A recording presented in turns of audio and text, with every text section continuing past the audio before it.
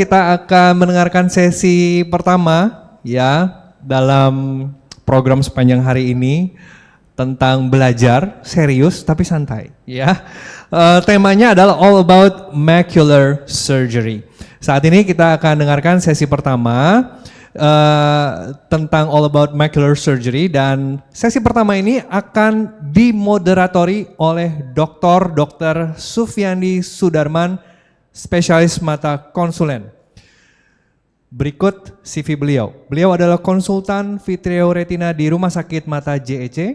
Berikut ini akan saya bacakan pengalaman beliau. Dr. Sufyandi menyelesaikan pendidikan kedokteran dari Fakultas Kedokteran Universitas Indonesia di tahun 2008. Beliau kemudian menyelesaikan program spesialis ilmu kesehatan mata di Universitas Indonesia pada tahun 2014. Dan dalam perjalanan karirnya, beliau mengambil program fellowship bidang medical retina dan bedah vitreoretina di JEC Eye Hospitals dan Clinics. Untuk memaksimalkan pengetahuan dan keterampilannya di bidang vitreoretina, Dr. Sufyandi mengikuti program observership bedah vitreoretina di Singapore National Eye Center dan program Sivoinovic Fellowship bedah vitreoretina di Rotterdam Eye Hospital Belanda dan di Sacro Cuore Don Calibria Hospital Verona, Italia. Saya undang moderator di sesi pertama ini. Mari berikan apresiasi kepada Dr. Sufyandi Sudarman, SBMK.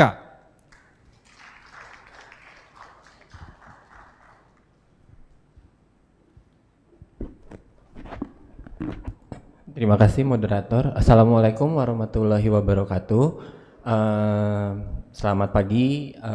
Good morning to our guest speaker, Prof. Lee Suyan from Singapore National Eye Center and Dr. Naris Budu from Arafin. Please let me make these sessions in Indonesian language, but if there's any questions or something that you would like to ask, feel free to ask in English. Selamat pagi, jadi untuk menyingkat waktu, kita akan memulai session di pertama ini tentang all about macular surgery dari pembicara pertama, yaitu Dr. Ari Andayani, spesialis mata konsultan. Saya bacakan sedikit, CV Dr. Ari adalah staf pengajar di Rumah Sakit Udayana, Bali. Saat ini beliau menyelesaikan fellowship di Fakultas Kedokteran Universitas Indonesia dan Cicendo Eye Hospital Bandung, dan saat ini menjabat sebagai Kepala Vitreoretina di Rumah Sakit Udayana dan konsultan vitreoretina di Rumah Sakit Ramata Eye Hospital. Saya persilahkan Dr. Ari.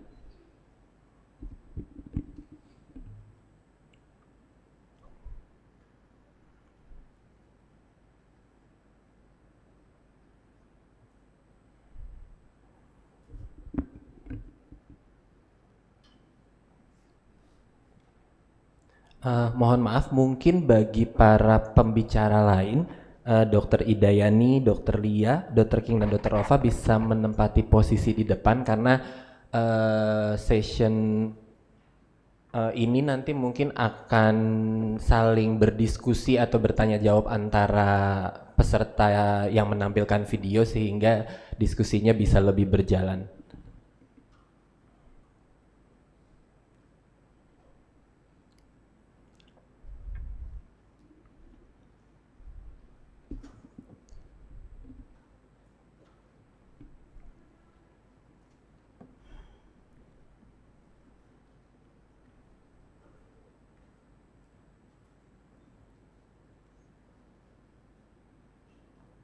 Ya, Dr. Ari dipersilahkan. Terima kasih Dr. Sandi. Selamat pagi, saya Ari Andayani dari Bali. Saya sebelumnya berterima kasih kepada Optik Tunggal yang telah memberikan kesempatan kepada saya untuk mengisi acara pada hari ini. Dan saya akan membawakan dua case saya tentang makula hole dan juga makula pucker. Seperti yang kita tahu bahwa makula hole itu adalah suatu diskontinuitas dari neurosensori dari retina, mulai dari internal limiting membran sampai ke retina pigment epitel yang dapat menyebabkan terjadinya penurunan visual acuity sampai keluhan skotoma sentral yang dapat terjadi baik primer maupun sekunder yang bisa akibat trauma maupun post-operasi. Dan diperkirakan terjadi 4,5 dari 100.000 orang penduduk dan 80% terjadi unilateral, di mana 2/3-nya terjadi pada wanita. Yang bisa kita lakukan adalah vitrektomi pars plana, ILM peeling, dan juga memberikan gas tamponade dengan surgical success rate bervariasi antara 56 hingga 98%, tetapi tergantung juga dari diameter macular hole itu sendiri, onset, kemudian kepatuhan pasien terhadap posisi pasca operasi, kemudian histori dari miopia pasien tersebut, kemudian ada tidaknya epiretina membran, dan juga adanya kistoid makular udim yang mengikuti pasca operasi. Ini adalah case pertama saya, di mana acuity, malpropsia dan blurry vision yang saya diagnosa dengan full thickness macular hole, di mana saya lakukan ILM peeling, vitrektomi dengan ILM peeling, di mana 1 bulan setelah operasi sudah attach kembali dengan visual acuity post operasi 6/9. Ini adalah video operasi saya, di mana saya lakukan vitrektomi menggunakan mesin DOC EVA 23 gauge. Saya lakukan core vitrektomi dan juga melakukan PVD.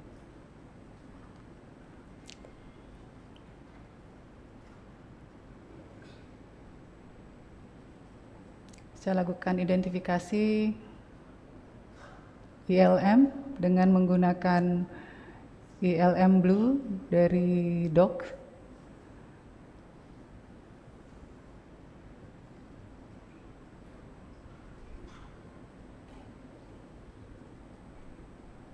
Dan sebelumnya pada saat melakukan injeksi blue saya mematikan irigasi, kemudian menunggu 2-3 menit hingga staining, kemudian menghidupkan lagi sampai ILM blue-nya bersih, kemudian melakukan peeling dengan microforceps. Saya lebih menyukai menggunakan end gripping microforceps dibandingkan dengan ILM microforceps. Saya lebih pede menggunakan end gripping. Saya menggunakan teknik pinch and peel. Ini karena pasiennya BPJS ya, jadi saya tidak menggunakan diamond dust, jadi hanya menggunakan teknik pinch and peel saja.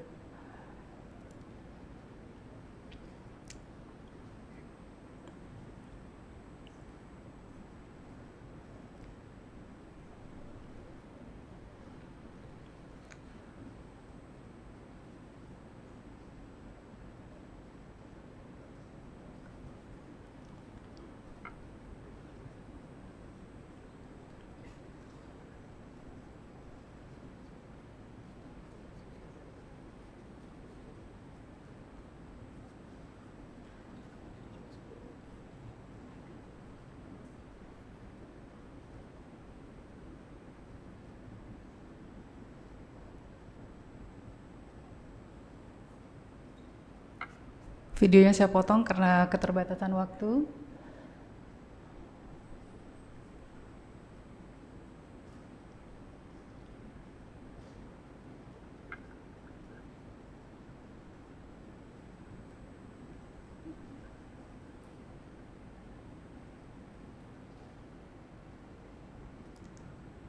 Saya melakukan dry retina dengan kemudian melakukan injeksi gas SF6 25%. Kemudian pasien diposisikan face down position. Yang kedua adalah macular pucker yang kita kenal juga sebagai macular epiretina membran, yang dimana epiretina membran ini dapat menyebabkan terjadinya perubahan struktur pada makula yang dapat menyebabkan keluhan mikrometamorfopsia dan juga penurunan visus. Sama seperti macular hole dapat disebabkan karena idiopatik maupun sekunder, terutama sering terjadi pada pasca operasi retinal detachment.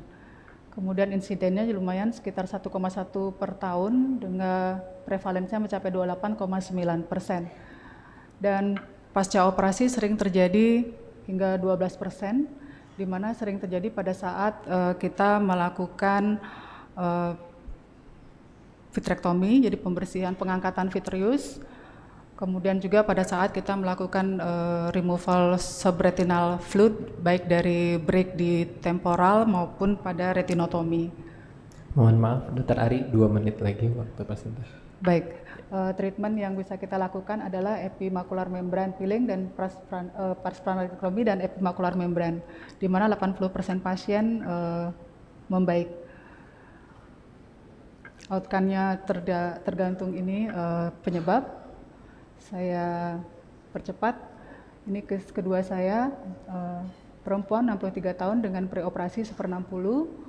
Kemudian pasca operasi membaik, 6 bulan pasca operasi membaik jadi 6/60. Ini adalah videonya. Dimana pada pasien ini, pasien dengan epimacular membran, saya lakukan vitrektomi dan kemudian lakukan peeling membran dengan identifikasi triamcinolone.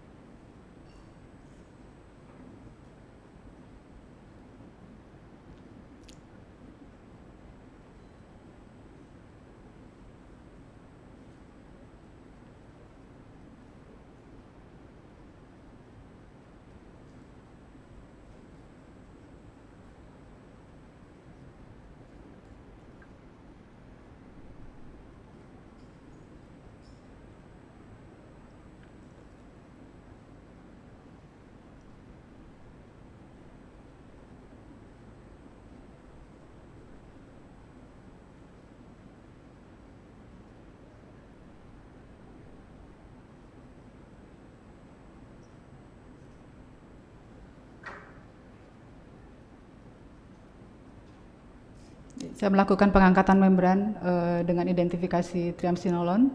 Saya masih menggunakan microforceps and cut and gripping.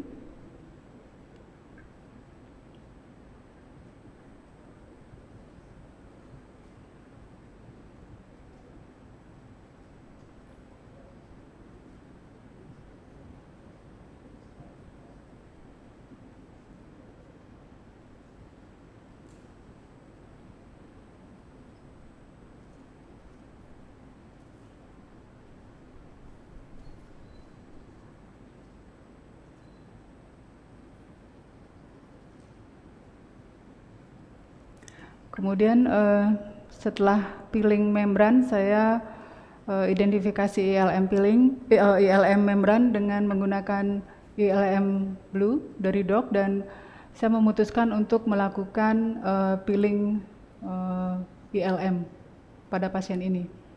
Jadi saya selain melakukan peeling membran, saya juga melakukan ILM peeling.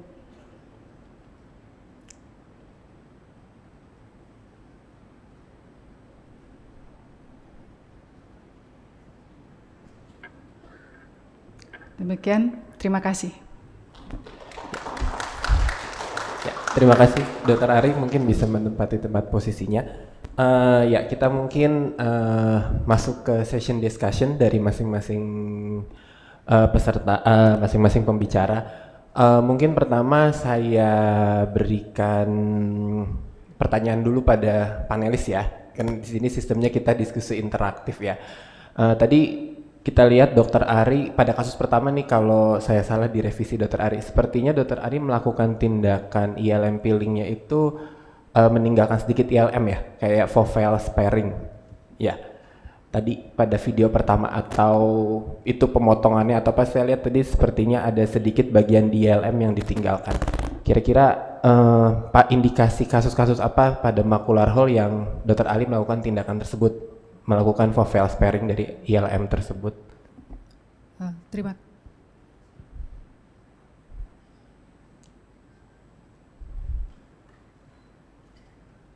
Terima kasih Dr. Sandi. Biasanya saya melakukan itu pada kasus-kasus macular hole yang grade 3, terutama grade 4. Biasanya kalau grade 4 saya menyisakan sedikit ILM di area sentral untuk biasanya kalau terutama grade 4 kalau dengan kasus seperti itu tingkat keberhasilannya biasanya lebih tinggi. Jadi kita berharap bahwa nanti dia akan bisa membantu untuk lebih penutupan dari hole-nya itu sendiri. Ya, mungkin satu dari panelis, Dr. Rova sendiri ada pengalaman dok dengan foveal sparing pada kasus-kasus dengan hole besar? Ya, terima kasih Dr. Sandi. Mungkin sekarang sih saya hampir semua operasi macular hole kadang-kadang menggunakan flap ya. Jadi supaya nggak usah mikir ini ukurannya berapa, pokoknya saya flap dulu. Kecuali yang sangat besar, memang yang kemudian tepinya tuh sangat tinggi, kadang-kadang kita pakai amnion justru. Bahkan ada yang reopen, terus kita coba amnion, kayaknya cukup baik ini hasilnya juga. Terlepas dari visus tapi. Oke. Ya, mungkin ada 1-2 pertanyaan dari audiens tentang kasus Dr. Ari, baik tentang macular hole atau epiretinal membrane, or maybe from our international speaker, if there are any questions regarding Dr. Ari's cases.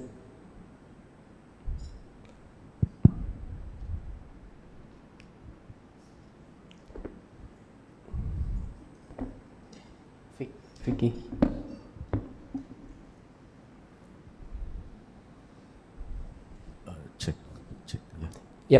Yeah, maybe you have some kind of experience or opinion or questions about our 2 first cases, about this case, the first one with the little bit large macular hole and then the epiretinal membrane in the second one, Dr. Naresh. For the please. second case,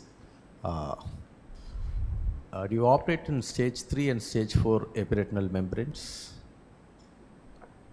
In that case, how do you counsel the patient? Stage 3 and stage 4 epiretinal membrane. On the second case, do you mean? Yeah, second case. Yeah, okay. Dr. Ari. In stage 3 or 4 for the epiretinal membrane, the second cases.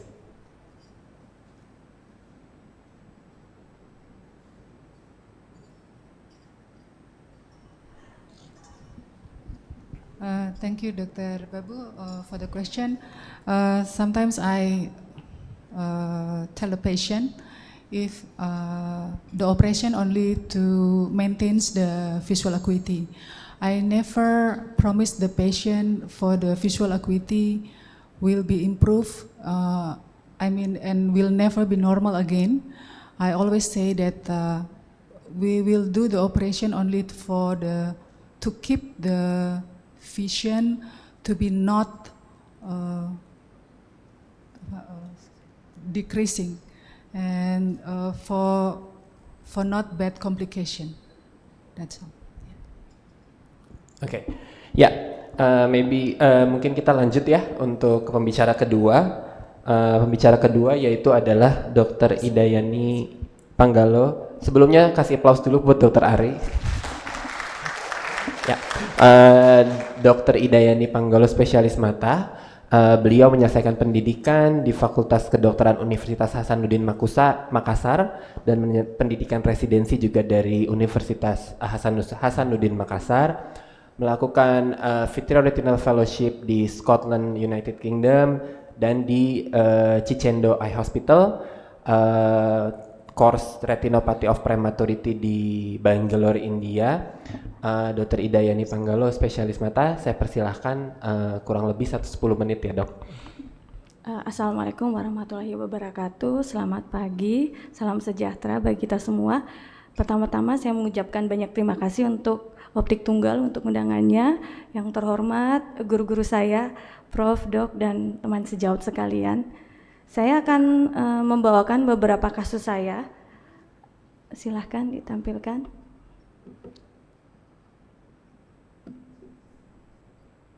Jadi kasus pertama saya ini adalah perempuan 58 tahun dengan macular hole grade 4 dengan visus 3/60. Saya putuskan untuk melakukan vitrektomi dan ILM peeling.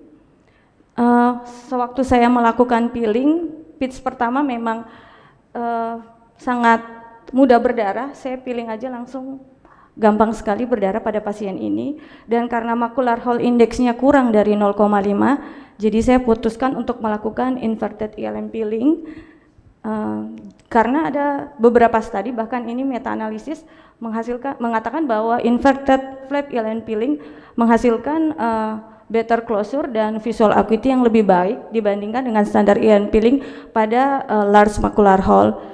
Karena kita tahu bahwa dengan adanya ILM peeling itu menghasilkan neurotric factor.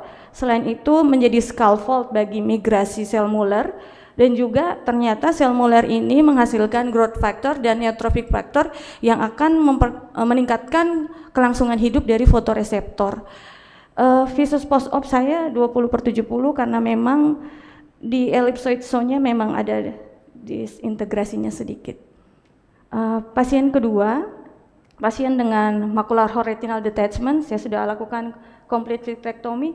Saya masukkan sedikit bubble perfluorokarbon hanya untuk menutup lubang makulanya saja supaya nggak ada brilliant blue yang masuk ke subretina.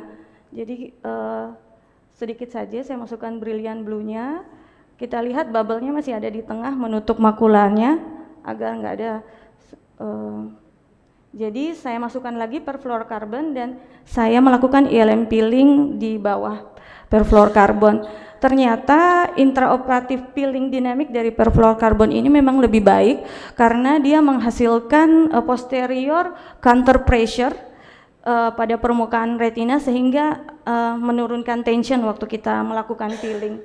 Selain itu dikatakan flapnya itu akan lebih stabil sehingga memang lebih mudah kita lakukan peeling di bawah perfluorokarbon. Saya belum punya pengalaman tanpa perfluorokarbon untuk macular hole retinal detachment.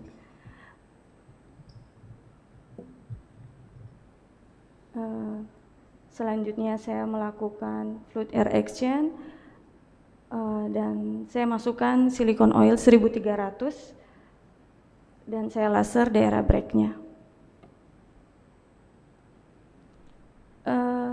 Visus post-op 3 minggu lumayan dengan lensa positif. Ini pasien ketiga, seorang dosen di Unhas dengan tractional retinal detachment, vitreous hemorrhage, macular hole. Setelah saya lakukan vitrektomi, saya masukkan triamcinolone untuk membersihkan sisa vitreus. Saya lakukan deliminasi dan desegmentasi pada jaringan traksi yang di superior, kita bisa lihat dari foto fundusnya.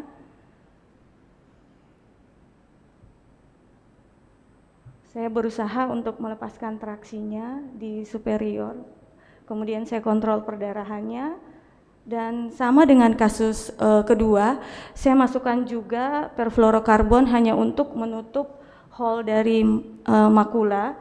Saya masukkan brilliant blue lagi, kemudian saya bersihkan brilliant blue-nya, kita lihat makulanya masih settle. Saya bersihkan perfluorokarbonnya karena masih attached, nampaknya saya masih bisa lakukan peeling. Memang ada beberapa studi yang mengatakan pada kasus-kasus traksi atau retinopati diabetik hanya akan menghasilkan good anatomy outcome tapi tidak sampai untuk visual outcome. Pasien masih baru, jadi visus post-op-nya 1/300 dengan gas C3F8. Saya lakukan PRP 360. Dan pasien terakhir saya, ini laki-laki, dia seorang perawat mata juga, dia matanya terkena tutup botol soda. Jadi visusnya 6445 dengan ada fibrosis premakula, ada nanti foto fundusnya agak tebal sebenarnya. Saya lakukan PVD dan ternyata lepas jaringan fibrosisnya, dan kita bisa lihat ada dragging luas, kemudian nampak semakulanya seperti ada hole. Saya coba peeling luas, Namun setelah di OCT ternyata itu cuma foveal depresi saja, visus meningkat, tapi pasien masih mengeluhkan adanya metamorfopsia, dan dari foto fundus ternyata ada gambaran choroidal rupture. Terima kasih.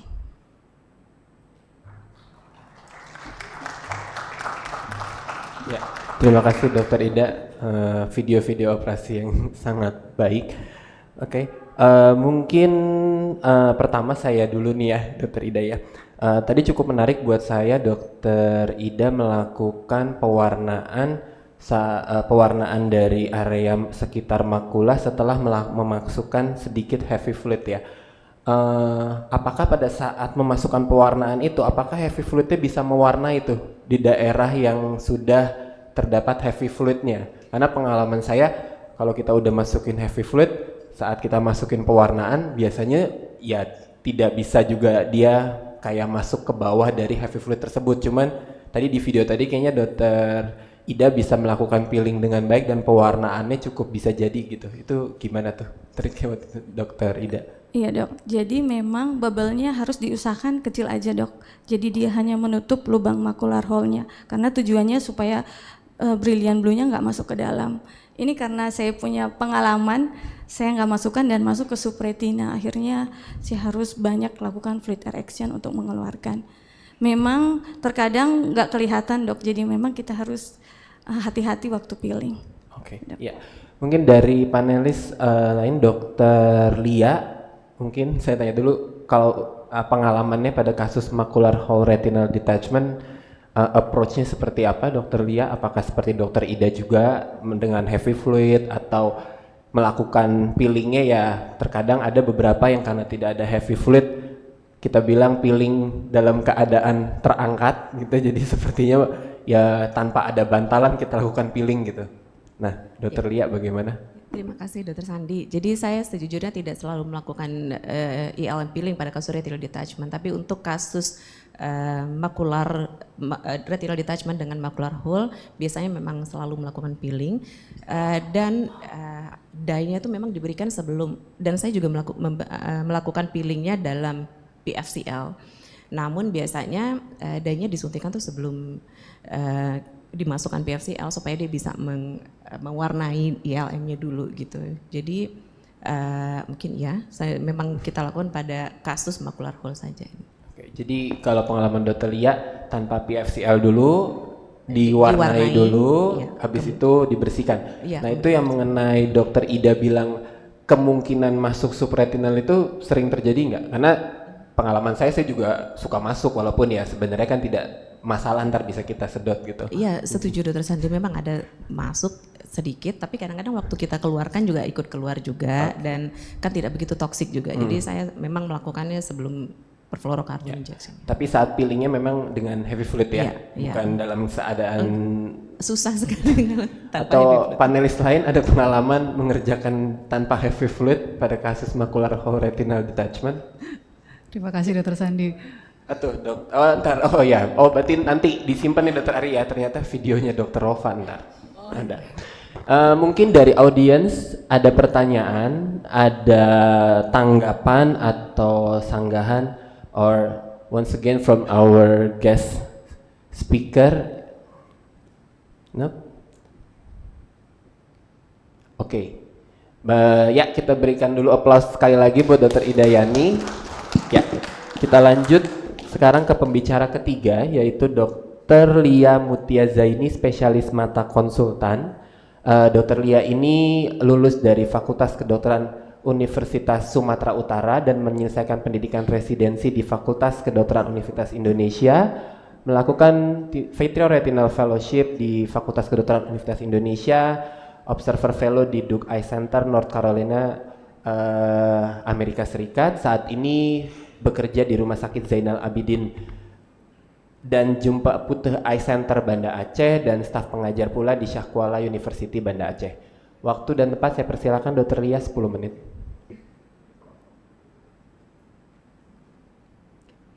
Assalamualaikum warahmatullahi wabarakatuh. Selamat pagi kepada para guru besar, kemudian pada senior dan teman-teman semua. Terima kasih saya ucapkan kepada Optik Tunggal yang telah memberikan kesempatan kepada saya untuk ikut mengisi acara pada acara kali ini. Pada kesempatan kali ini saya akan membawakan 2 kasus tentang epithelial membran, yaitu tentang dari idiopatik epithelial membran dan epithelial membran secondary karena kelainan okuler lain. Oke, sedikit saja saya mengulang tentang, mungkin tadi sudah dibicarakan oleh Dr. Ari ya, tentang epithelial membran, bahwa epithelial membran ini adalah adanya membran seluler di permukaan dalam dari retina yang dapat menyebabkan gangguan visual dan gangguan tajam penglihatan dan metamorfopsia. Biasanya terjadi pada pasien usia lebih dari 50 tahun dan yang dapat disebabkan karena adanya posterior vitreous detachment, kemudian trauma, inflamasi, post cataract surgery, dan lain-lain. Pada OCT sangat gampang kita lihat bahwa kita bisa melihat adanya hyperreflectivity line pada innermost retinal layer, dan dikatakan bahwa vitrektomi dengan membran peeling dan ILM peeling ini dapat meningkatkan tajam penglihatan dan mengurangi keluhan metamorfopsia. Langsung saja pada kasus saya yang pertama, yaitu idiopatik epithelial membran. Ini terjadi pada pasien perempuan usia 63 tahun ya, datang ke saya dengan keluhan tajam penglihatan menurun. Pada saat itu tajam penglihatan 1/60 dan ada keluhan metamorfopsia. Tidak ada riwayat apa-apa pada pasien ini, tidak ada diabetes, masalah okular lainnya, kemudian riwayat trauma, inflamasi, dan lain-lain. Jadi saya mendiagnosa dengan idiopatik IRM. Ini adalah keadaan status oftalmologis pasien. Kita lihat sebelah kiri normal foveal contour dan sebelah kanan itu kita dapat melihat adanya hyperreflectivity line atau epiretinal membrane. Kemudian lapisan bawah dari retina masih dalam keadaan baik. Karena tajam penglihatannya sudah sangat menurun dan pasien sudah sangat mengeluhkan tentang adanya metamorfopsia, saya memutuskan untuk melakukan vitrektomi dengan ILM peeling pada pasien ini. Ini adalah video operasi saya. Pertama-tama seperti biasa saya melakukan vitrektomi dan kemudian tentunya dengan indus PVD terlebih dahulu supaya dapat terwarnai dengan baik gitu. Kemudian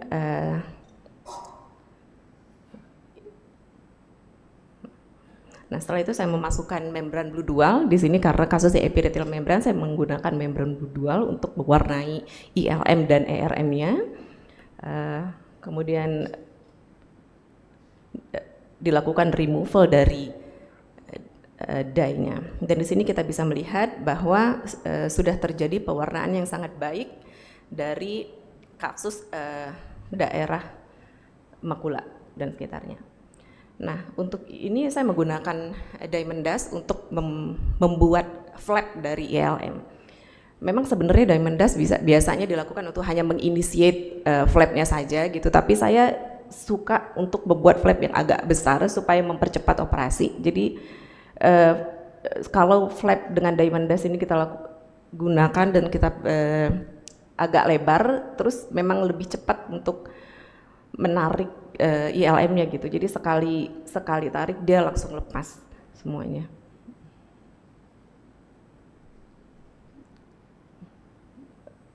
Nah, di sini memang sudah terlihat hampir seluruh dari ILM itu sudah dapat di-remove gitu. Namun kalau kita melihat langsung itu masih terdapat seperti paker di beberapa tempat. Jadi saya lanjutkan di daerah nasal sama dengan menggunakan diamond dust dan dibuat flap agak lebar. Kemudian di sisi temporal juga.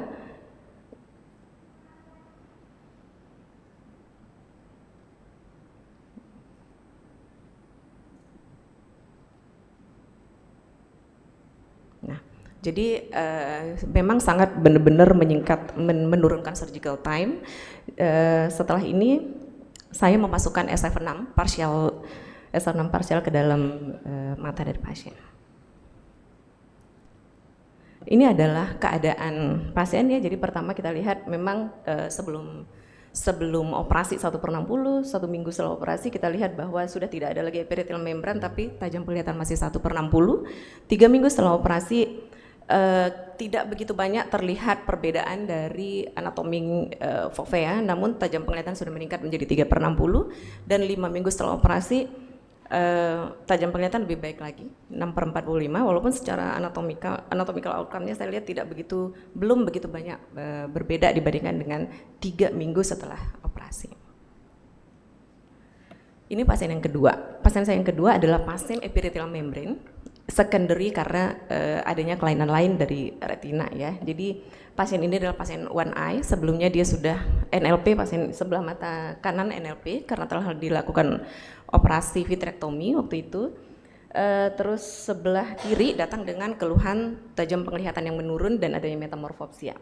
Pasien ini agak rumit karena dia tuh ada riwayat high myopia, glaukoma, dan ini terjadi pada hampir seluruh keluarganya. Jadi ada high myopia, ada glaukoma, dan ada retinal detachment. Nah, dan dia juga sudah melakukan beberapa kali operasi. Jadi perjalanannya pertama sekali dilakukan operasi katarak ya sekitar 1 tahun yang lalu. Setelah operasi tidak ada keluhan apa-apa, gitu, tajam penglihatan baik, tidak ada keluhan apa-apa sehingga dia tidak melakukan kontrol teratur ke dokter mata. Kemudian di Januari 2023 dia datang ke saya dengan keluhan penglihatan kabur. Ternyata terjadi retinal detachment. Pada saat itu saya lakukan vitrektomi dan implantasi silikon oil. Nah, setelah operasi kita dapatkan tajam penglihatannya baik, retina attach, hanya memang dia terjadi tajam penglihatan yang meningkat karena memang pada saat masih terjadi retinal detachment pun tajam penglihatannya tinggi sehingga tekanan intraokularnya tinggi sehingga saya mengkonsulkan ke TS dari glaukoma untuk memaintain tekanan intraokular sebelum silikon oil dikeluarkan. Kemudian Maret 2023 kita mengeluarkan silikon oilnya. Cuman malangnya setelah silikon oil dikeluarkan terjadi endoftalmitis pada pasien ini dan tekanan bola matanya pun sangat tinggi, lebih dari 50 mm air raksa. Kemudian setelah saya konsulkan dengan TS dari glaukoma dan infeksi, mereka menganjurkan untuk ulang vitrektomi dan injeksi antibiotik intravitreal dan dilakukan langsung terapi kulektomi mengingat ini satu mata dan tekanannya terus-menerus tinggi memang. Nah, setelah operasi yang ini sebenarnya tajam penglihatan sudah 6/30, sudah tekanan intraokular juga terkontrol dengan minimal glaucoma medication dan pasien cukup senang. Namun di bulan 5 dia datang lagi dengan keluhan adanya penurunan tajam penglihatan dan metamorfopsia yang hebat. Saya lakukan pemeriksaan OCT, terlihat adanya IRM yang sangat tebal karena dia ini pasiennya satu mata, terus terlalu banyak operasi dan mungkin saya kurang pede untuk langsung melakukan operasi IRM. Saya bilang coba kita tunggu dulu 1 bulan, ternyata malah makin parah di bulan 6. Oleh sebab itu saya memutuskan juga untuk melakukan ILM peeling, operasi kembali pasien ini. Ini adalah operasinya. Bisa terlihat di situ membrannya sangat tebal, ya. Jadi saya juga menggunakan membran blue.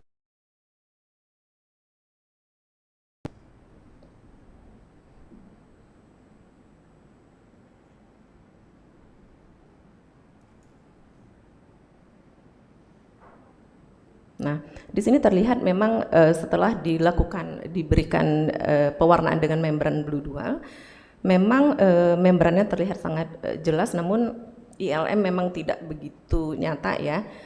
Saya juga mencoba dulu melakukan ILM peeling di bagian inferior. Saya mencoba tapi ternyata tidak segampang kasus ERM biasa. ILM biasa gampang sekali dilakukan dengan diamond dust, namun pada pasien ini saya lihat berkali-kali nggak berhasil. Nah, karena pasien ini memang pasien yang satu mata dan banyak sekali sudah dilakukan operasi, saya memutuskan untuk tidak melanjutkan ILM peeling. Saya coba double staining dengan menggunakan membran blue dual juga, dan setelah dilakukan double staining dengan membran blue dual, itu ternyata bagian yang tadi coba kita peeling dengan diamond dust ada ILM yang sudah tidak begitu baik gitu. Jadi karena ini kasus one eye, sekali lagi saya memutuskan untuk mungkin tidak melanjutkan untuk melakukan ILM peeling, jadi hanya melakukan IRM peeling dengan menggunakan ILM forceps. Dan untuk mempersingkat surgical time juga dengan phototoxicity, jadi saya memutuskan sudah mungkin kita bisa melakukan IRM saja. Dan alhamdulillah IRM-nya bisa completely remove dari pasien ini, dan kemudian operasi ditutup dengan tidak memberikan air tamponade. Nah, setelah operasi ini dilakukan, pasien baru kontrol ke saya 1-2 kali, kemudian pasien kembali ke dokter glaukoma karena mengalami peninggian tekanan intraokuler lagi lebih dari 50. Jadi saat ini memang saya belum punya OCT selanjutnya karena masih dirawat oleh TS dari glaukoma.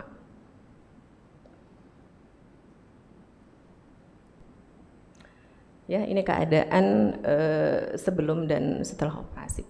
Terima kasih. Assalamualaikum warahmatullahi wabarakatuh. Ya, terima kasih Dr. Lia.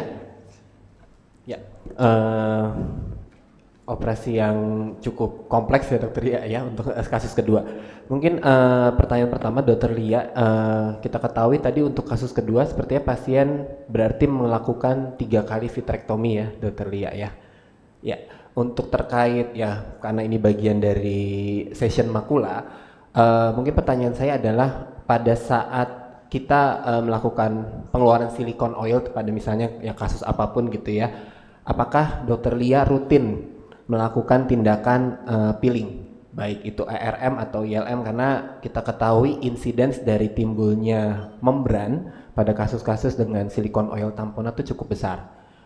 Jadi apakah Dr. Lia dalam pengalamannya selalu melakukan atau hanya kasus tertentu yang memang terlihat secara OCT sebelum dilakukan pengeluaran silikon oil ada membran, atau seperti apa Dr. Lia pengalamannya? Terima kasih Dr. Sandi. Jadi kalau yang saya rasakan malah sebenarnya IRM setelah vitrektomi itu nggak begitu tinggi. Ada beberapa memang banyak, kalau di kasus saya orang-orang muda gitu. Kalau yang muda memang agak lebih cepat ada IRM-nya. Jadi saya tidak rutin melakukan ILM peeling pada pasien pada saat silicone oil removal. Oke. Mungkin Dr. King ada pengalaman atau pendapat? Ya, kalau dari pendapat saya memang tidak rutin untuk dilakukan ya, kecuali mungkin memang waktu lagi evakuasi oil, silicone oil dari OCT-nya kita lihat memang udah ada IRM. Memang saya setuju dengan yang dikatakan Dr. Lia, memang pada kondisi-kondisi yang terutama pada orang muda, kemudian sebelumnya habis operasi katarak dan inflamasinya juga agak berat gitu, kalau misalnya kita evakuasi dan VECO-nya juga terpisah, dan kalau misalnya TR-nya juga multiple, memang lebih sering dijumpai untuk IRM saat kita mau keluarin silikonnya. Oke, ya. Terus kembali ke pewarnaan nih, kita tahu kan memang saat ini pewarnaan dual blue membran ini kan memang cukup efektif ya mewarnai membran dan ILM. Nah ini bagaimana nih panelis pengalamannya dengan dual blue membran ini pada kasus ERM, apakah ketika sudah melakukan IRM peeling, melakukan pewarnaan kembali untuk memastikan apakah ILM masih ada, dan jika memang masih ada, apakah dilakukan juga ILM peeling atau ya ditinggalkan gitu? Mungkin dari Dr. Lia-nya dulu. Oke. Ya, kasus IRM terus terang di saya tidak begitu banyak, tapi memang tidak semua kasus juga dilakukan double staining. Jadi ada beberapa kasus yang meragukan. Memang saya melakukan double staining, jadi setelah dimasukkan membran blue dual, dimasukkan lagi untuk melihat apakah masih ada ILM. Tapi kayak seperti kasus yang pertama gitu, saya tidak double staining, jadi sekali aja karena peelingnya setelah dilakukan flap dengan diamond dash yang cukup lebar, peeling itu memang hampir seluruh lapisan di atas foveanya ikut terangkat. Kemudian pada saat melakukan peeling dari sisi temporal dan nasal juga terangkat kembali, jadi hanya beberapa kasus saja yang dilakukan double staining. Tapi kalau kita mungkin sudah bisa memastikan ini sudah terangkat semua, biasanya tidak dilakukan double staining. Baik, oke. Kepada para peserta, ada yang ingin ditanyakan silahkan, itu di belakang ada Dr. Melita ya sepertinya. Ya, mungkin bisa ke tengah, ada mikrofonnya. Mungkin bisa disebutkan nama dan dari mana ya bagi para peserta yang ingin bertanya. Terima kasih Dokter Sofiandi atas kesempatannya. Izin saya mau menanyakan dok, untuk kasus dokter yang vitrektomi 3 kali tadi itu dok, itu kan terakhir muncul ERM setelah operasi kedua ya dok ya, mungkin karena ada endofnya juga. Nah itu kan mungkin pada saat dokter evakuasi silikon pertama kali itu belum ditemukan ERM ya dok, jadinya tidak dilakukan peeling membran. Nah pertanyaan saya, kalau misalnya kita lakukan peeling membran pada saat kita evakuasi silikon, pada kasus-kasus yang memang pada saat itu belum ditemukan ERM, apakah itu akan menyebabkan kondisi yang lebih, apakah itu akan memperburuk kondisi pasien gitu? Apakah ada harmfulnya kalau kita ya kita lakukan aja, kan kita nggak tahu ke depannya dia mungkin muncul ERM-nya masih bisa berbulan-bulan lagi gitu. Jadi untuk mencegah kita nanti revitrektomi lagi pada pasien tersebut. Terima kasih dokter. Ya, Dokter Lia, pertanyaan yang cukup menarik tuh. Jadi prevention ILM peeling before the membran happens. Ya. Terima kasih dok. Jadi sebenarnya memang sekali lagi ini kasus pasiennya kan kasusnya dia masih muda, terus sudah pernah inflamasi dan banyak sekali kelainan mata. Memang sebaiknya dilakukan ILM peeling, mungkin nggak ada salahnya memang ya. Cuman pada saat itu memang pasien ini benar-benar tidak ada masalah sama sekali, bagus, retinanya tajam, penglihatannya pun di atas 6/3, saya agak lupa berat, tapi memang bagus banget. Nah, kenapa saya tidak melakukan ILM peeling? Karena pada pasien ini memang saya mencegah operasi yang terlalu banyak melakukan intervensi.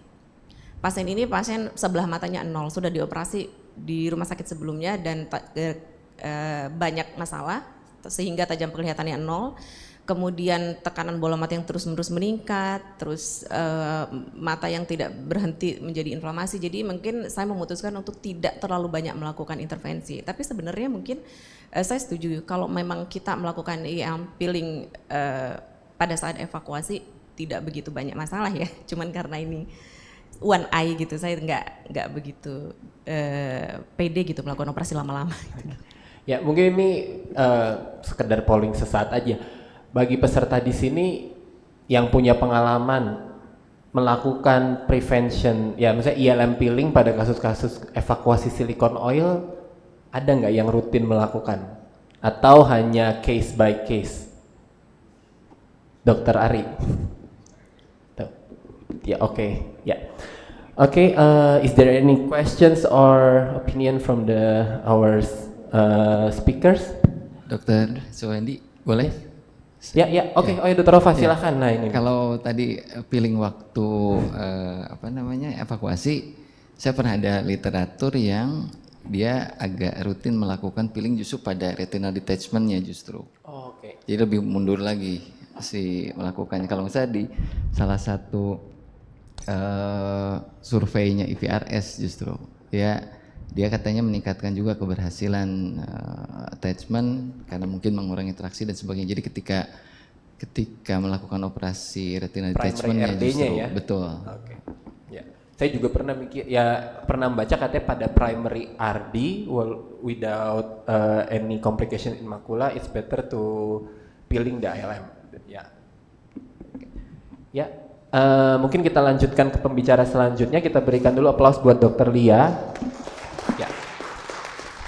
Pembicara keempat yaitu Dr. King Hans Kurnia, spesialis mata. Dr. King menyelesaikan pendidikan kedokteran dan residensi di Universitas Indonesia, melakukan fellowship di JSC Eye Hospital and Clinics. Saat ini bekerja di JSC Eye Hospital and Clinics.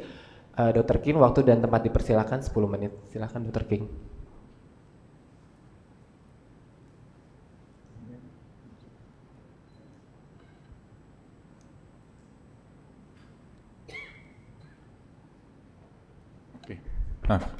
Terima kasih kepada Optik Tunggal untuk undangannya dan selamat pagi kepada para profesor, senior-senior saya dan rekan sejawat di acara pada hari ini. Saya akan menampilkan presentasi saya. Boleh mulai dari slide yang awal sebelumnya. Ya, berikutnya. Slide berikut. Ya, jadi seperti yang sudah dijelaskan sebelumnya dari presentasi sebelumnya, bahwa macular hole berukuran besar itu merupakan suatu faktor risiko di mana jika kita melakukan operasi dengan tindakan yang standar, itu risiko untuk terjadinya macular hole tidak menutup itu lebih besar dibandingkan macular hole yang berukuran lebih kecil. Dan hal ini sudah banyak diteliti mulai dari tahun 2002, di mana pada tahun 2002 Ulrich Spandau dan rekan-rekan waktu itu masih menggunakan OCT yang mungkin masih sangat menerawang gitu. Mereka menemukan bahwa macular hole yang di atas 400 mikron itu risiko untuk tidak menutupnya sampai dengan 2 kali lipat dibandingkan macular hole yang berukuran lebih kecil. Dan sejak saat itu memang sudah banyak teknik yang digunakan untuk mengatasi hal ini. Slide berikut. Mulai dari yang paling klasik yakni dengan penggunaan ILM peeling, kemudian dari ILM flap yang inverted di mana dibuat semacam engsel, jadi ILM yang sudah dipil digunakan untuk menutupi macular hole-nya. Kemudian seperti yang sudah disebutkan tadi ada foveal sparing ILM peeling di mana ILM peeling hanya dilakukan di luar area fovea. Kemudian bisa juga dilakukan pada kasus-kasus yang sudah pernah dilakukan ILM peeling sebelumnya di mana sudah tidak ada ILM lagi di perifovea dengan autologous ILM transplant di mana ILM diambil dari area yang lebih distal dan digunakan untuk menutup macular hole. Dan bisa juga dapat dilakukan inverted ILM flap yang bersifat multi-layer. Jadi dilakukan pembuatan flap di beberapa kuadran dan flap-flap tersebut digunakan untuk menutupi macular hole yang berukuran besar. Slide berikut. Jadi sebagai kasus yang akan saya bawakan adalah satu kasus pada perempuan berusia 48 tahun di mana kita dapatkan bahwa macular hole ini berukuran besar di mana minimum hole diameternya itu adalah 802 mikron dengan base diameternya sebesar 1008 mikron. Dan di sini kita lihat bahwa macular hole indexnya juga kecil, jadi di bawah 0,5. Jadi memang dari awal sudah harus dijelaskan kepada pasien bahwa risiko macular hole tidak menutup itu cukup besar dan visus tidak maju pasca operasi juga risikonya juga cukup tinggi. Dan pasien tetap setuju untuk dilakukan operasi. Slide berikut. Berikut adalah video dari operasi yang dilakukan. Boleh mohon diputar untuk videonya. Jadi untuk tahapan pertama yang dilakukan adalah dengan melakukan induksi dari PVD. Di sini dilakukan posterior hyaloid detachment karena PVD belum komplit. Kemudian kita melakukan core vitrectomy dan vitrectomy di sini dilanjutkan sampai lengkap sampai dengan peripheral shaving. Peripheral shaving sendiri dilakukan sekomplit mungkin, sebisa mungkin, sehingga volume gas yang dapat kita diinjeksikan nanti juga lebih besar. Kemudian di sini saya melakukan staining dengan triamcinolone untuk mengidentifikasi apakah terdapat posterior cortical vitreous remnant, dan ternyata memang didapatkan masih ada dan dilakukan peeling untuk mengambil vitreous cortex remnant yang tersisa. Selanjutnya saya melakukan fluid air exchange. Pada pasien ini memang masih phakic dan saya melakukan pewarnaan ILM di bawah udara supaya stainnya itu tidak mewarnai kapsul posterior lensa juga. Dan setelah diwarnai dengan brilliant blue dilakukan pembilasan stainnya. Dan kita lihat di sini bahwa staining sudah cukup adekuat dan di sini saya melakukan pembuatan flap dengan teknik pinch and peel di beberapa kuadran, mulai dari kuadran temporal terlebih dahulu, kemudian maaf ini di inferior, dan selanjutnya dari sini kita lihat bahwa flapnya dibuat agak lebar supaya bisa menutupi macular hole-nya. Kemudian di bagian superior kita buat flap juga. Jadi bentuk akhirnya memang menyerupai seperti suatu kelopak bunga gitu ya. Ada beberapa bagian yang kita buat flap. Dan nantinya di akhir ini flap ini kita sisipkan ke dalam macular hole-nya. Di sini saya menggunakan forceps yang digunakan untuk membuat ILM peeling-nya ini. Kemudian untuk ukuran peel-nya juga saya perlebar sehingga membentuk suatu bulatan gitu di bagian pinggir-pinggirnya. Kemudian di sini saya melakukan fluid air exchange. Fluid air exchange penting untuk kita tempatkan fluid needle tepat di depan papil supaya tidak terlalu menggeser flap-flap yang sudah dibuat. Dan terakhir dilakukan injeksi tamponade gas dengan SF6 20%. Ya, boleh slide berikut.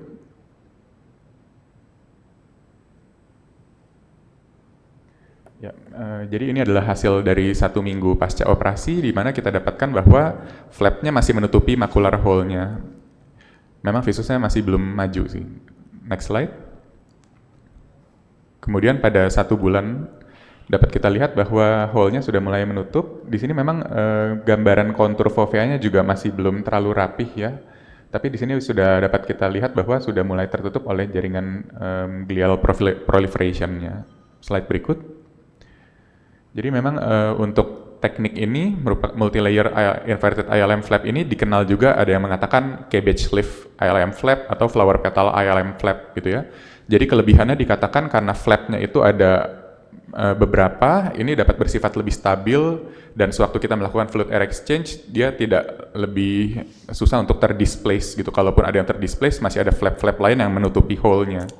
Tapi memang salah satu tantangannya adalah karena kita membuat beberapa flap di beberapa kuadran dan kalau kita menggunakan teknik pinch and peel, kadang-kadang waktu kita membuat pinchingnya itu inisiasi pembuatan flapnya memang kadang-kadang agak lebih menantang dan dapat terjadi traumatic pinching gitu ya, seperti yang terjadi pada kasus. Memang dari satu kepustakaan disebutkan anatomical success-nya cukup tinggi, yakni hampir 100% dan peningkatan BCVA-nya memang cukup signifikan, tapi memang terjadi dalam follow-up 1 tahun. Slide berikut. Ya, baik. Jadi untuk penanganan macular hole yang berukuran besar ini memang kadang-kadang perlu kita pertimbangkan untuk melakukan tindakan yang di luar dari standar. Kemudian terdapat beberapa hal yang harus diperhatikan, seperti misalnya indeks dari macular hole, OCT biomarkernya, kemudian apakah pasien sudah pernah dilakukan peeling sebelumnya, dan apakah terdapat komorbiditas okular yang lain, serta juga visualisasi yang baik, kemudian penggunaan staining yang adekuat dan instrumentasi yang optimum, itu juga dapat sangat membantu dalam melakukan tindakan. Ya, terima kasih. Ya, terima kasih Dr. King. Ini waktu diskusinya kayaknya jadi cukup banyak nih. Bisa nanya banyak ke para panelis. Ya, jadi kasus keempat yaitu kasus mengenai large macular hole atau hole yang lebih dari 400 mikrometer. Mungkin dari Dr. Idayani dulu ya dok. Gimana dok, ada pengalaman nggak dok? Atau teknik apa? Apakah sama seperti Dr. King atau ada teknik lain yang dikerjakan pada hole-hole yang besar atau kita bilang di atas 400 mikrometer? Makasih dok. Jadi memang kalau hole yang lebih besar, saya memang lebih memilih inverted ILM peeling karena memang nanti seperti ada scaffold untuk menutup. Selain itu juga ada literatur mengatakan bahwa dengan memilih lebih luas, 4 dis diameter untuk macular hole yang lebih besar, hasil closure-nya akan lebih tinggi dibanding kita cuma memilih sekitar 2 DD. Jadi mungkin itu harus di dua hal itu. Makasih dok. Dr. Ari? Terima kasih Dr. Sandi. Ya, pengalaman saya juga sama ya seperti yang dipresentasikan oleh Dr. King. Saya memilih kalau terutama untuk macular hole yang grade 4 yang large, saya akan melakukan flap dengan teknik yang sama. Cuman memang kadang sering bleeding juga. Tapi biasanya kan bleedingnya juga nggak lama. Kemudian memang melakukan peelingnya juga lebih luas dan mungkin kalau bisa seluas arkade. Terima kasih. Dr. Lia? Sejauh ini memang untuk macular hole yang lebar saya baru melakukan ILM flap saja gitu, ILM flap dengan inverted ILM flap. Walaupun kita ketahui sebenarnya banyak pilihannya, ada autologous retinal transplant, ada AMT juga. Cuman saya baru melakukan inverted ILM flap saja gitu dan cuman memang visusnya nggak begitu banyak perubahan bertambah ya? sih sebenarnya. Ini kalau Dr. Ova kayak tadi nyebut mencoba dengan AMT nih kayaknya. Nah, gimana tuh Dr. Ova tuh pengalaman itu? Memang biasanya mungkin yang reopen atau yang unclose barangkali ya. Jadi kita reserve. Tapi dari sisi penutupan sih cukup baik biasanya kalau kita bisa memasukkan. Tinggal yang saya suka masih agak kesulitan menentukan besaran dan angle masuknya karena khawatirnya merusak juga jaringan di tengah malah jadi menurunkan. Tapi penempelan sih rasanya ini cukup baik. Kalau misalnya Dr. Girmali pernah mengumpulkan case series mungkin nanti bisa ada masukan. Ya mungkin nih Dr. Aldi nih, ternyata Dr. Ova bilang punya pengalaman pada kasus large macular hole menggunakan AMT. Gimana nih pengalamannya Dr. Aldi? Ya terima kasih Dr. Sandi. Memang kita ada penelitiannya. Sekarang jadi pendekatan pada macular hole, hampir seluruh kasus macular hole small atau large biasanya kita lakukan inverted flap. Lalu untuk yang biasanya tidak bereaksi baik gitu atau reopen macular hole closure atau non closure macular hole, kita pertimbangkan AMT. Tapi pada AMT ini kita temukan anatomically menempel dengan baik. Namun secara visus atau visual acuity biasanya relatif sama saja. Jadi outcome yang kita dapat adalah anatomical outcome.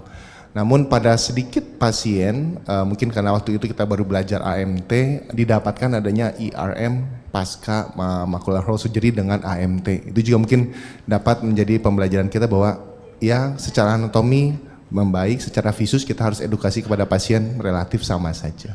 Oke. Ya, terima kasih. Ya. Mungkin ada 1-2 pertanyaan dari audiens.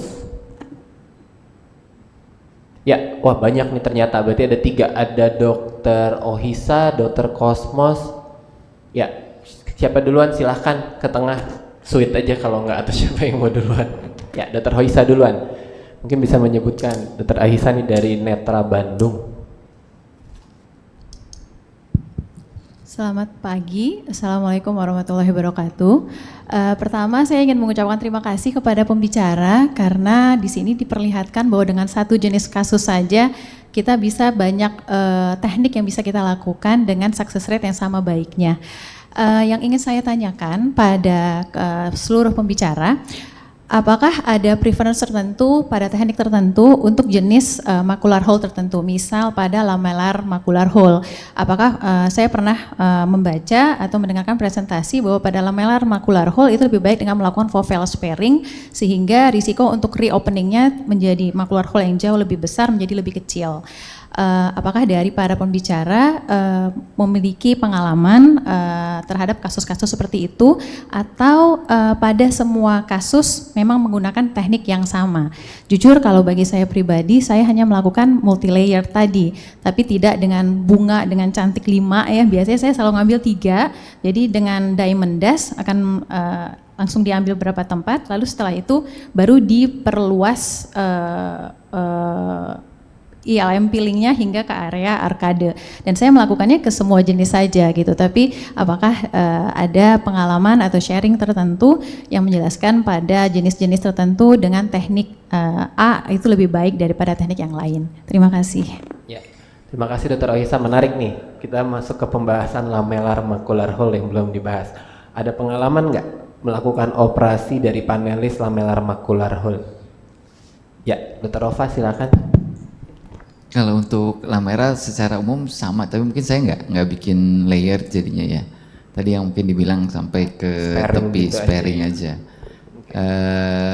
Kalau preferensi terhadap size paling yang tadi dibilang, umumnya saya tetap pakai flap sekarang, kecuali yang begitu besar memang kemudian mengangkat baru mempertimbangkan pakai amnion itu. Ya. Baik, Dokter Ida, Dokter Ari, ada pengalaman operasi lamellar macular hole? Kalau saya pribadi, saya nggak sering melakukan operasi pada lamellar macular hole kecuali keluhan metamorfosianya dominan, Dok. Jadi kalau memang ada keluhan metamorfosia, saya lakukan ILM peeling, itu pun yang ILM peeling biasa, tapi tidak sering, Dok. Tergantung. Jadi dibuang semua? Dibuang semua saja. Oke, baik. Terima kasih, Dok. Dokter Ari? Ya, kalau saya ada beberapa pasien dengan lamellar macular hole tapi biasanya tidak ada keluhan ya, Dok. Jadi saya tidak lakukan operasi saja ya. Ya. Dokter Lia sama. Dokter King sama. Oke. Yap, ya pertanyaan tadi terakhir ya Dokter Cosmos ya, sebelum kita masuk ke pembicara terakhir di session ini. Silakan Dokter Cosmos. Terima kasih. Mungkin dari saya bukan bentuk pertanyaan Dokter Sandi, namun sekedar sharing saja. Mungkin kalau boleh sharing dari aspek regeneratif, sebenarnya kita melakukan suatu ILM peeling itu bisa merupakan suatu scaffold bridging, jadi yang bentuknya biologis dari organ itu sendiri, supaya bisa ada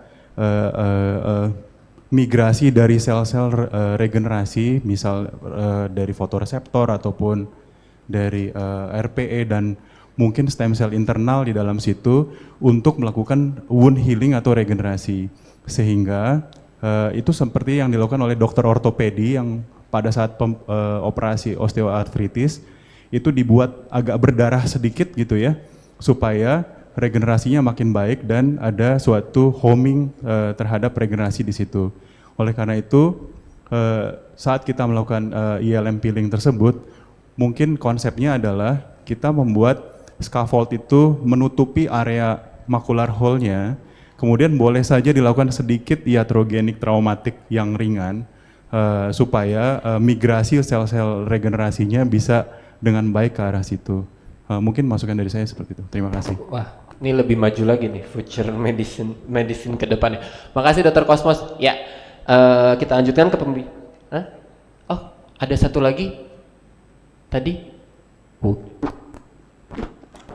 Ya, kita lanjut ke pembicara terakhir di session ini, yaitu Dr. Rova Virgana, spesialis mata konsultan. Kayaknya ini seperti semua orang di sini sudah tahu.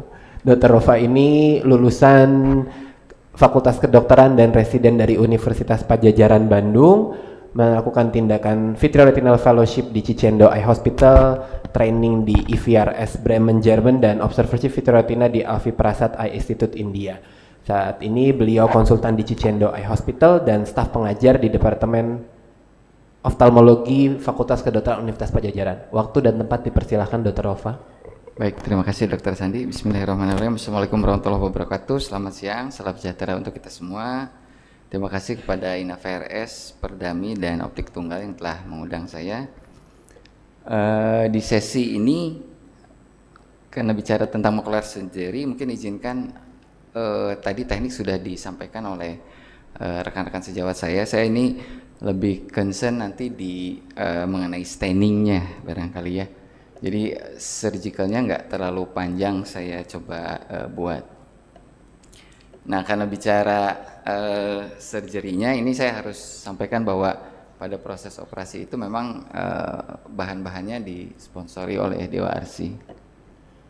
Sebagai pendahuluan tadi sudah dibahas ini ILM sebagai scaffold untuk proliferasi seluler, kemudian akan ada glial yang bisa migrasi ke permukaan ILM sehingga membentuk tangential force, dan operasi melepaskan tangential tersebut berharap strukturnya menjadi lebih baik. Ini secara umum indikasi pada macular surgery untuk melakukan peeling. Ada full thickness macular hole, kemudian epithelial membrane seperti yang tadi dibahas. Kadang-kadang pada diabetic macular edema kita juga bisa lakukan, atau macular edema yang berhubungan dengan vein occlusion. Secara teknik tadi mungkin sudah dibahas juga. Pada prinsipnya dengan operasi vitrektomi kita membebaskan terutama hyaloid dipastikan supaya kita punya akses terhadap ILM untuk tadi membebaskan scaffolding tadi.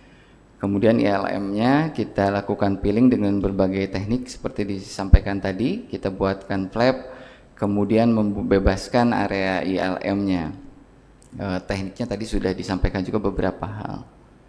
Ini mengenai staining, indikasinya sebagai tambahan pada operasi makula yang tentu akan sangat membantu kita dalam membebaskan target membran ya, atau target organ yang kita tuju. Jadi saya pikir visualisasi itu di operasi retina menjadi sangat penting, baik visualisasi umum maupun visualisasi yang berhubungan dengan organ yang akan kita tuju. Pada kasus ini tentu membran ya, mau membrannya betul atau kemudian ILM-nya. Ini apabila bisa kita stain dengan baik maka akan mempermudah kita dalam melakukan operasi. Ini berbagai stain yang beredar dengan berbagai kelebihan dan kekurangan, termasuk ada juga dibahas mengenai toksisitas dan sebagainya. Triamcinolone, indocyanin green, tipran blue, tadi mebelian blue, dan kombinasi. Nah, ini yang akan saya gunakan pada operasi nanti yang seperti tadi disampaikan dual blue ya dari Dewa Arsi.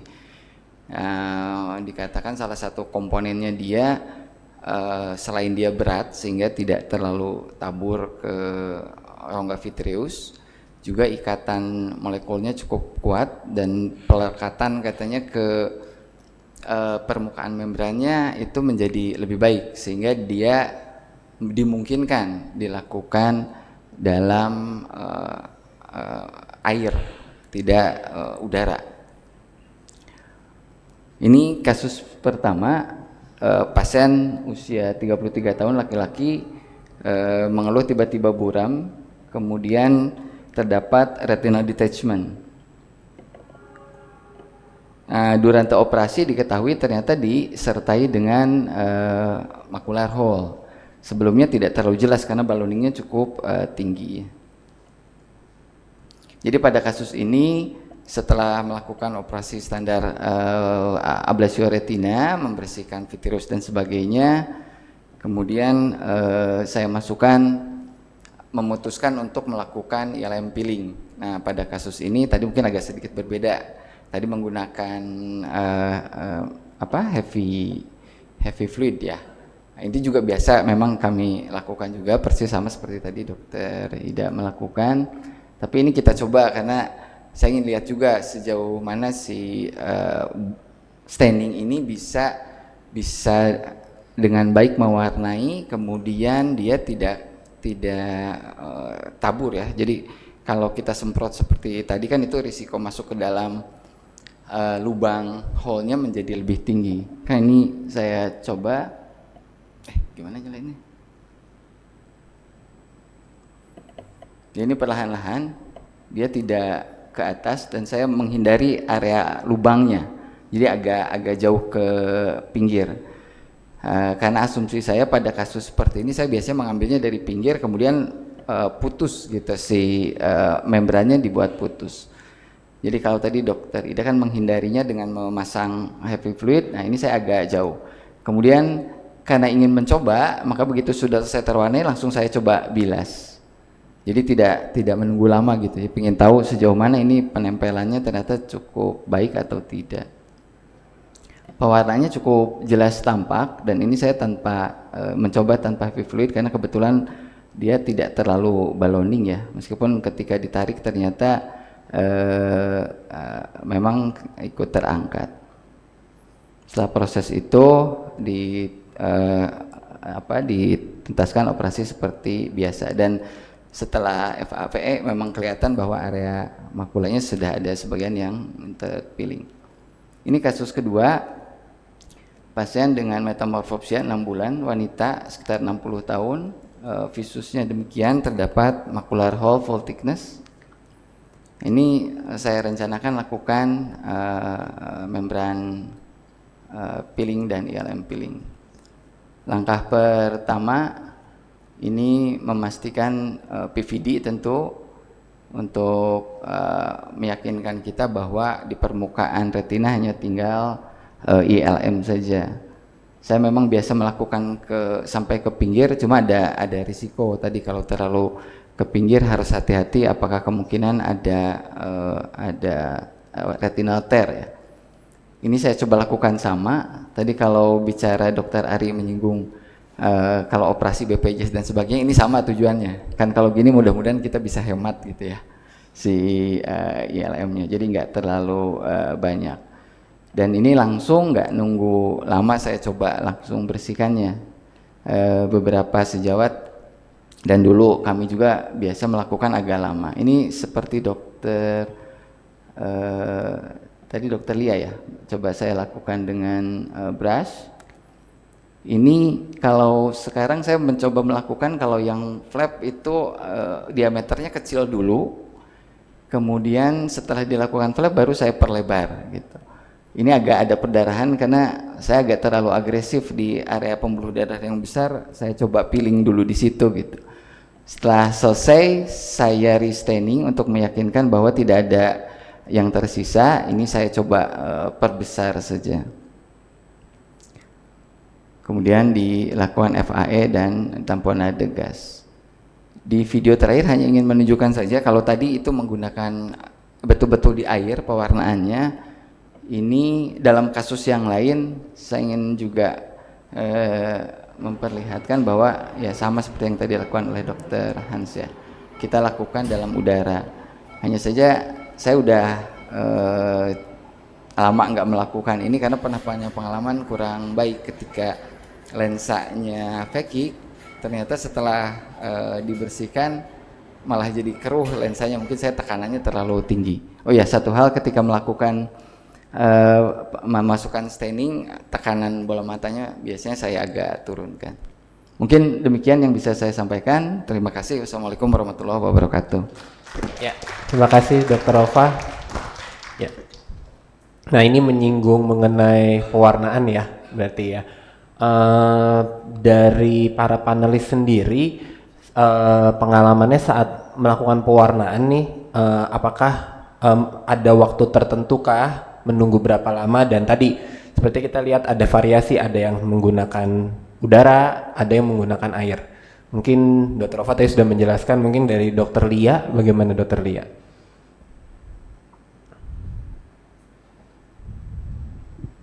Kalau saya staining selalu di air saja, karena memang ILM Blue dan membran Blue Dual memang bisa dilakukan dalam ruang BSS tuh memang bisa, jadi hanya dalam air saja. Rata-rata kalau ILM Blue saya tunggu memang 4 menit gitu. Begitu juga dengan membran Blue Dual, saya nunggu 4 menit. Dr. Ari? Terima kasih Dr. Sandi. Saya melakukan staining itu dengan air, tetapi memang dengan mematikan dulu sebentar irigasinya, kemudian menunggu sebentar aja, mungkin 1 menit 2 menit, kemudian menghidupkan kembali irigasi sambil membilas, kemudian biasanya sudah terwarnai dengan sangat baik. Jadi dimatikan dulu airnya ya, dengan harapan pewarnaannya mengendap sesuai gravitasi seperti itu ya, Dr. Ari ya. Iya. Oke. Ya, Dr. Ida. Saya sama, saya juga di air karena memang benar Dr. Rova bilang kalau kita pakai udara nanti malahan buram, Dok. Terus saya biasanya nunggunya 3 menit dengan pressure agak diturunkan. Oke. Ya, Dr. King. Ya, kalau untuk kasus yang tadi memang pertimbangannya kalau misalnya kasus lensanya masih clear gitu dok, itu memang saya kadang masih pakai udara juga karena waktu itu ada pengalaman yang kurang enak di mana setelah kita staining gitu, ILM Blue-nya itu malah mewarnai kapsul posteriornya juga, jadi memang agak lebih sulit visualisasinya. Dan kemudian memang secara teorinya kalau misal yang Tripan Blue ya dok ya, itu memang yang harus ditunggu.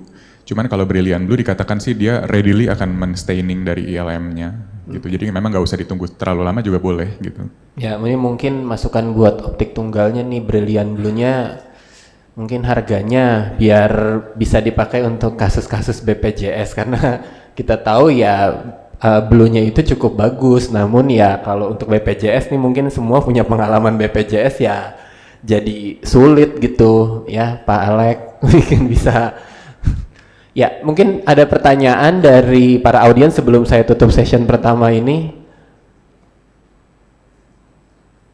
Okay, or from our guest speaker. Is there any other opinion or questions about regarding our first sessions? Oke, ya kita berikan aplaus dulu pada pembicara kita pada session pertama. Dengan ini saya tutup session pertama dan saya kembalikan kepada MC. Assalamualaikum warahmatullahi wabarakatuh. Waalaikumsalam warahmatullahi wabarakatuh. Terima kasih dokter. Mari kita berikan tepuk tangan sekali lagi, apresiasi kepada Dr. Ari, Dr. Idayani, Dr. Lia, Dr. Rova, dan Dr. Hans.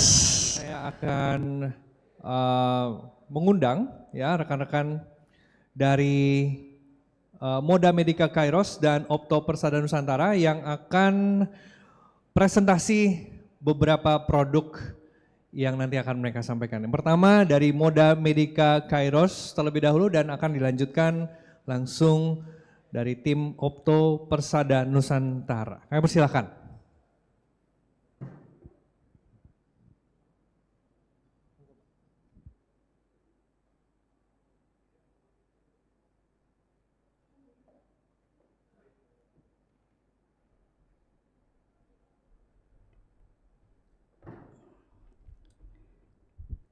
Assalamualaikum warahmatullahi wabarakatuh. Selamat pagi menjelang siang. Perkenalkan, saya dengan Dedi dari PT Moda Medica Kairos. pada saat ini kami diberikan kesempatan untuk mempresentasikan mengenai alat kami, yaitu dari LKC Teknologi, itu yang berbasis di Amerika. Alat ini sudah lebih dari 45 tahun. Ini alat-alat diberi nama itu Reteval Handheld Electroretinografi. Mungkin ini agak sedikit menyimpang dari retina, tapi ini sedikit berkaitan juga. Ini alat adalah alat untuk pemeriksaan elektroretinografi atau pemeriksaan untuk fungsi saraf yang ada di retina, khususnya yang ada di reseptor. Dan ini sedikit refreshing mengenai elektroretinografi. Elektroretinografi ini adalah pemeriksaan untuk menilai fungsi sel-sel yang ada di retina. Dan yang diukur pada elektroretinografi ini adalah time implicit dan amplitudonya. Ada beberapa pemeriksaan untuk elektroretinografi, itu ada flicker, flash,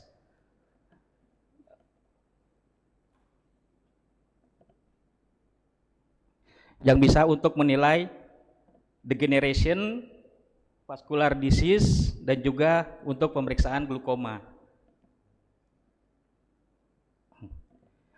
Untuk jenis pemeriksaan ERG ini ada beberapa jenis, yaitu full field ERG, itu untuk pemeriksaan keseluruhan fungsi sel yang ada di retina, dan juga ada multifocal ERG.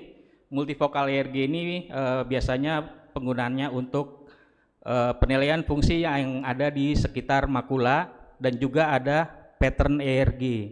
Pattern ERG ini biasanya untuk fungsi feedback dari sel di bagian belakang di fotoreseptor, biasanya di sel ganglionnya. Dan yang dilihat pada ERG ini adalah time implicit dan amplitudonya.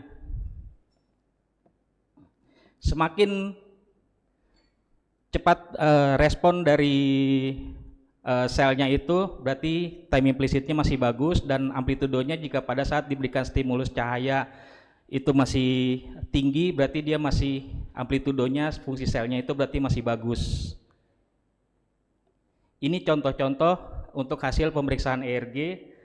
Untuk yang di bawahnya ini adalah untuk pemeriksaan yang pasien normal, itu time implicit dan amplitudonya itu masih bagus. Sedangkan untuk pasien dengan cone root dystrophy atau retinitis pigmentosa ini, itu fungsi selnya sudah menurun. Pada saat diberikan stimulus itu, di time implicit dan amplitudonya itu sudah tidak terlalu merespon. Juga bisa digunakan untuk pasien-pasien diabetik retinopati. Kita bisa lihat fungsi sel yang menurun apabila mulai dari NDR sampai dengan di PDR-nya ini, dia akan semakin menurun untuk fungsi sel-selnya itu. Dan di alat kita ini itu sudah ada diabetik retinopati score. Ini dia berdasarkan beberapa jurnal itu akan mengukur time implicit, amplitudo, dan juga worst eye pupillometry resultnya. Itu nanti dia akan diukur dan itu akan dijadikan skornya, itu bisa dipakai juga untuk diabetik retinopati. Untuk apa aja? Bisa untuk segala macam. Ini bisa untuk amblyopia dan segala macam penyakit, termasuk retinitis pigmentosa, untuk diabetik retinopati, glukoma, dan segala macam lainnya. Biasanya kalau misalnya untuk pemeriksaan ERG, Bapak Ibu dokter tuh biasanya suka pada males, karena pemeriksaan ERG yang konvensional itu biasanya itu pemasangan elektrodanya itu susah dan resikonya itu tinggi, harus ditetes segala macam, dan persiapannya juga ribet. Harus ada yang ditempel-tempel segala macam, ini ditempel di jidat, dan biaya BHP-nya itu mahal biasanya. Belum lagi kalau kita untuk membaca hasil pemeriksaannya. Untuk hasil pemeriksaannya itu biasanya sangat susah sekali untuk dibaca. Tapi di sini kami ingin memperkenalkan itu Reteval Handheld ERG Device. Alat ini bentuknya hanya seperti fundus portable dan ini sangat simple. Dia hanya bisa dipegang pakai tangan dan pemeriksaannya hanya 5 menit. Tidak perlu ditetes dengan pantoken atau dimidriasil karena dia menggunakan sensor strip, itu dia hanya ditempel di bagian bawahnya mata. Kurang lebih pemeriksaannya pun hanya 5 menit, nggak perlu butuh waktu 1 jam untuk pemeriksaannya. Nah ini alatnya untuk ERG Reteval LKC ini. Dan untuk hasil pemeriksaannya pun kita juga mudah, itu dia sudah ada nilai standar dan sudah memisahkan E-wave-nya dan B-wave-nya, time implicit dan amplitudonya sudah ada nilai standarnya, jadi dokter untuk menjelaskan ke pasien juga akan lebih percaya diri. Dan yang pasti untuk pemeriksaan ke bayi itu lebih aman, karena dia tidak ada yang ditempel-tempel atau ditetes-tetes lagi ke matanya. Dan saat ini pun dari LKC itu sedang mengembangkan untuk pemeriksaan ROP untuk newborn baby-nya. Dan untuk reportnya itu sudah dilengkapi dengan indikasi warna. Jadi kalau misalnya males mau baca warna, baca angkanya, mungkin kita bisa lihat dari warnanya aja. Dengan hijau itu masih normal, kalau kuning itu udah time bordernya, dan kalau sudah merah itu dia berarti sudah tidak ada sinyal. Dan dalam jangka waktu 5 menit itu kita sudah bisa melakukan untuk pemeriksaan cones-nya, bipolar, dan juga ganglion cell-nya. Jadi kita tidak perlu lagi untuk pemeriksaan road-nya dan segala macam. Tapi kalau ingin pemeriksaan road-nya juga, kita juga bisa. Dan ini alatnya itu udah sangat mudah, bisa dipakai di mana saja. Dokter mau di dalam poli boleh, mau di OK boleh. Dan ini sudah menggunakan standar ISCHEF dengan 2 standar, yaitu trolan yang matanya tidak perlu dilebarkan, dan juga sudah menggunakan standar Candela yang misalnya dia sudah pemeriksaan perimetri yang matanya sudah terlanjur dilebarkan, itu bisa tetap diperiksa juga menggunakan alat ini. Untuk alat ini sendiri di Amerika saat ini sudah kurang lebih 200 lebih, dan hampir seluruh pengurus dari International Society of Electrophysiology itu menggunakan standarnya dari LKC ini. Gitu. Demikian presentasi dari kami. Mungkin kalau memang ada pertanyaan boleh menghubungi kami, atau mau lihat alatnya bisa datang ke booth, lihat alatnya langsung. Terima kasih. Wassalamualaikum warahmatullahi wabarakatuh. Selamat pagi.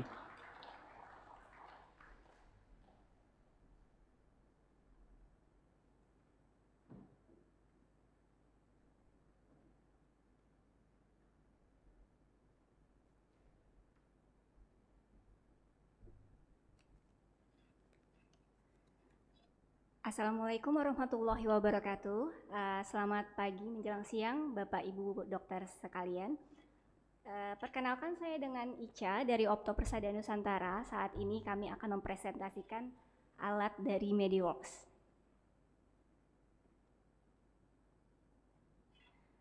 MediWorks sendiri berbasis di Shanghai di China, tapi kami sudah memiliki pasar lebih dari 60 negara di dunia. Lalu kami juga menjadi base market di USA dan di negara lain seperti Kanada, Meksiko, Jerman, UK, South Africa, dan lain-lain. Kemudian MediWorks ini berkomitmen juga untuk menyuguhkan alat-alat yang kualitasnya terbaik dan teknologi yang canggih, dan juga servis yang baik untuk para dokter sekalian. Berikut alat-alat yang dimiliki oleh MediWorks yang jelaskan pertama kali untuk yang handheld fundus kamera FC161. Jadi alatnya tidak perlu ditetes medriasil lagi untuk pupil size yang 3,5 mm ke atas. dilengkapi juga dengan 12 megapiksel resolution kamera. Jadi nanti fotonya juga dilihat lebih jelas dan bisa di zoom. Ini ada 9 fiksasi, jadi nanti untuk bisa lihat bagian periferalnya bisa disesuaikan mau dilihat di bagian yang mana gitu. Ini udah bisa di zoom, jadi dokter udah bisa lihat nih poin mana yang kira-kira posisi yang perlu dilihat lebih jelas. Kami juga punya software Mediview namanya dari Mediwork. Jadi dari satu ke alat kayak gini, nanti pasien akan melihat cross di tengah-tengah. Ada voice guide juga, nanti akan menjelaskan kayak jangan berkedip seperti itu, dan nanti voice guide-nya akan bila kayak kurang maju atau kurang mundur untuk pasiennya. Sama seperti FC161 tadi, FC yang automatic fundus kamera ini juga dilengkapi dengan 9 fiksasi, jadi bisa lihat untuk bagian periferalnya. Dan ini kita punya software bisa menggabungkan, jadi kalau dokter ambil dua foto, jadi foto makular sama optik disc, ini nanti bisa digabungkan untuk melihat sudut pandang yang lebih jelas. Ini beberapa contoh untuk pengambilan foto retina oleh FC162.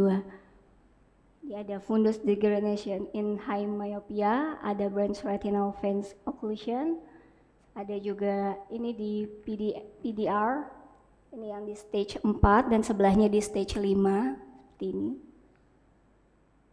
Lalu ini hasil setelah di laser, setelah diberikan silikon gitu.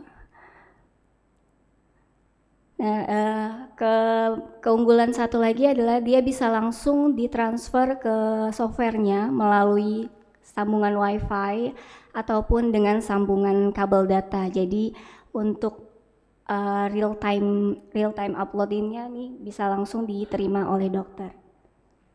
Sekian dari saya. Terima kasih banyak atas kesempatannya. Dan tentu saja kami mengundang dokter-dokter semua untuk mencoba alatnya di area coffee break gitu. Terima kasih. Wassalamualaikum warahmatullahi wabarakatuh. Selamat siang. Waalaikumsalam warahmatullahi wabarakatuh. Terima kasih atas presentasi produknya. Silakan.